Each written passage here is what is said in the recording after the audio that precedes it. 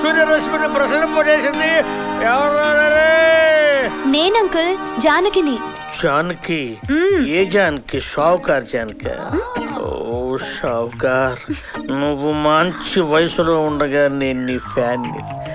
నా వయసు అయిపోయి నేను షెడ్డుకు వచ్చాక నువ్వు నా షెడ్డుకు వచ్చావా జానకి? అయ్యో అంకుల్, నేను కెప్టెన్ గారు అమ్మాయి జానకిని. నేను మేజర్ గారు అబ్బాయి ఫిలిప్స్ ని. లేవండి అంకుల్. ఓ జానకి, నువ్వా? ఏంటమ్మా ఇంత పగటిపూట ఎట్టొచ్చావు? అంకుల్, ఇతను గౌతమ్ అని నా friend. Nice meeting Gautam, nice meeting. అయ్యో అంకుల్ ఆగండి. ఏంటమ్మా? తనకి కొంచెం మెకానిజం తెలుసు. మీరెటు ఎక్కువ పని చేయట్లేదు కదా, అవును. అందుకని మీ గ్యారేజ్ ఇతను నడుపుకుంటూ నెలకి మీకు కొంచెం డబ్బిస్తాడు, సరేనా? డబ్బా? No cash business, only liquid. అయితే 2 రోజులకు హాఫ్ ఇస్తాను సార్. నో, రోజుకు క్వార్టర్ చాలు. ఓకే. సోడా? నువ్వున్నా కదరా సిలిండర్. అమ్మో పగలైంది బాబోయ్, పడుకుంటా. థ్యాంక్స్ జాను. ఈయనతో ఒక డేంజర్ ఉంది. మందు దిగిందంటే మనుషుల్ని మర్చిపోతాడు.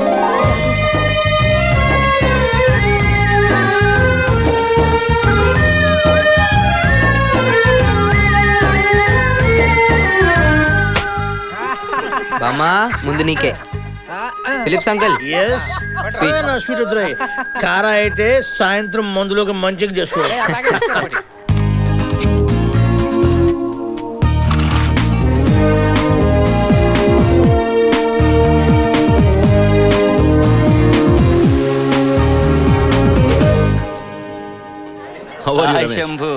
Hello sir. నమస్తే అమ్మా. మొన్న నీకు ఫోన్ చేద్దాం అనుకున్నాను రా.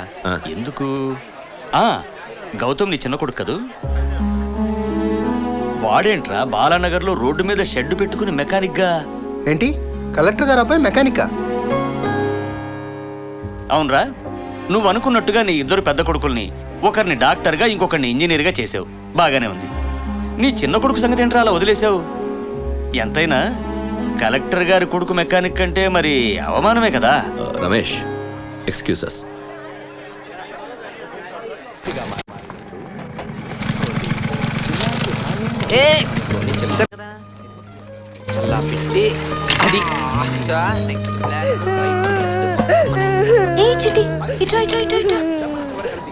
ఏంటన్నా ఏడుస్తున్నావు? అమ్మా కథ చెప్పమంటే కొట్టింది. అచ్చో అలాగా? నీకే కథ కావాలి? రాజకుమార్ గుర్రాలు.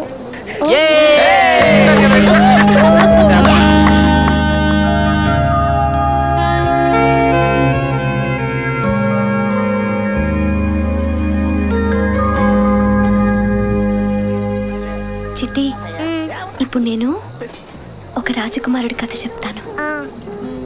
కానీ ఆ రాజకుమారుడికి గుర్రాలు లేవు, రాజ్యము లేదు. అయినా మంచి మనసుంది. అతని కథ చెప్పనా? చెప్పు. అనగనగనగా ఒక రాజు, గగనము నీలే మహారాజు. తర్వాత కనపడలేదా యువరాణి ఈ రోజు?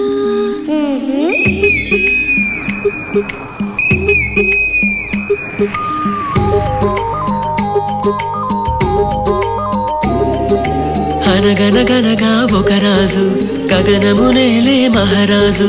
కనబడలేదా యువరాణి ఈ రోజు?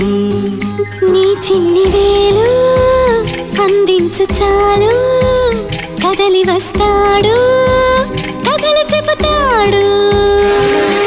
పండుగల్ల తానొచ్చి పండు వెన్నెలే తెచ్చి నీకందిస్తాడు. పండుగల్లే తానొచ్చి పండు వెన్నెలే తెచ్చి నీకందిస్తాడు.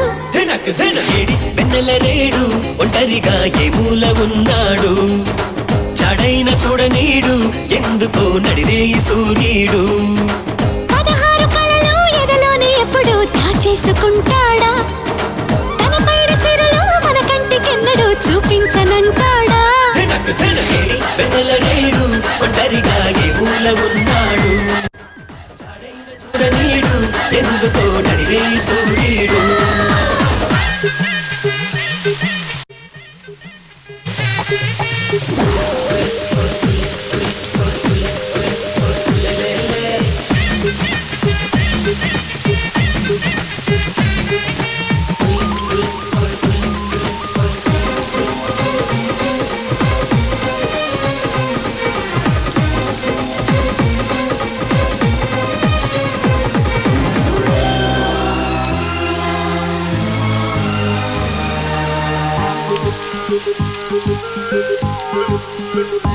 ఆ అమ్మ బళ్ళో చిన్నప్పుడు నమ్మకంలో ఉన్నప్పుడు బొమ్మలాని అరచేతుల్లో లేడా చంద్రుడు.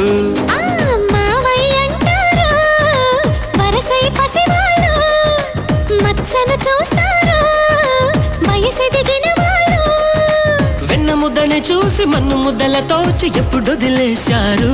తెలివి తెరవేసి తెలిసి వెలివేసి తరిమి కొడితే సరే అని అలా అంతెత్తున నిలిచాడు.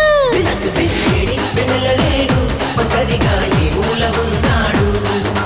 జాడైన చూడనీడు ఎందుకు నడిగే సూర్యుడు.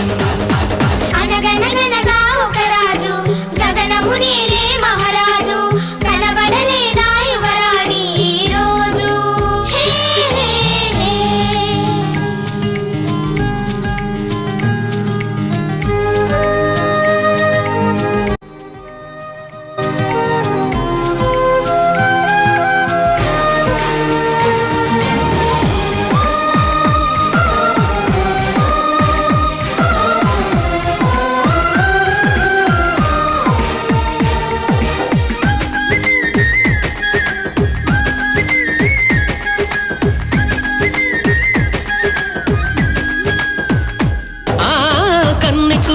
లోకిలికి కొంటె ఊహల వాకిలికి పల్లకీలో పచ్చని ఆశలు పట్టుకు వస్తాడు. సిగలో సిరిమల్లై సిగ్గులు పూస్తాడు. మదిలో విరిముల్లై సందడి చేస్తాడు. వెచ్చగాక వేచి చల్లగాన వేచి ఆటాడేస్తాడు. వలపు వెలుకాడు చిలిపి చెలికాడు. కనులు వెతికే కలే తనై నిజంలా ఎప్పుడెదురవుతాడు. ఏడి వెన్నెల రేడు ఒంటరిగా ఈ మూల ఉన్నాడు.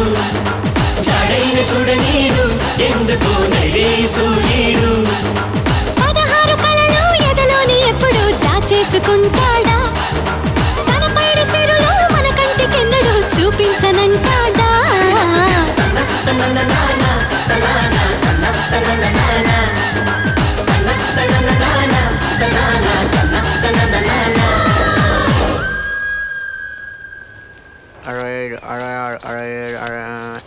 చూసావా పాండ్యాన్, ఈ నెల సార్ సంపాదన 6,770 రూపాయలు.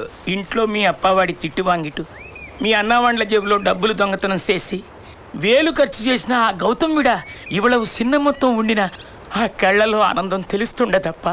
పిన్న కష్టపట్టి సంపాదన చేసినాను పాండ్యాన్ వాడే. రొంబ సంతోషం అప్ప.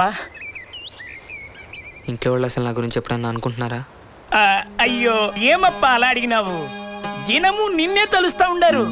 నువ్వు చేసిన అల్లరి నీ సందడి గురించి ఉంగ అమ్మ అప్పావాండు రొంబ పేసువాంగా.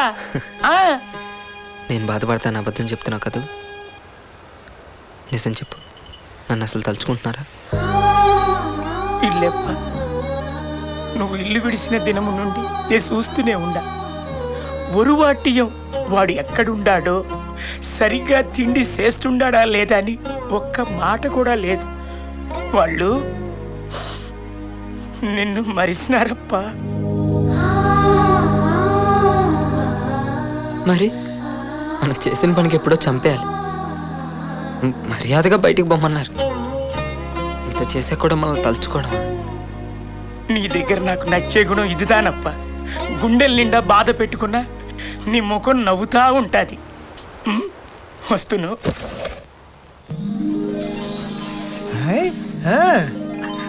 ఇప్పుడు ఇవన్నీ ఎందుకురా? నా సంతోషాన్ని పంచుకోవడానికి మీరే కదక్క నాకుంది. పైగా మీకు తీసుకునే హక్కు ఉందండి. ఎందుకంటే గ్యారేజ్ కి పెట్టింది మీ పేరేగా.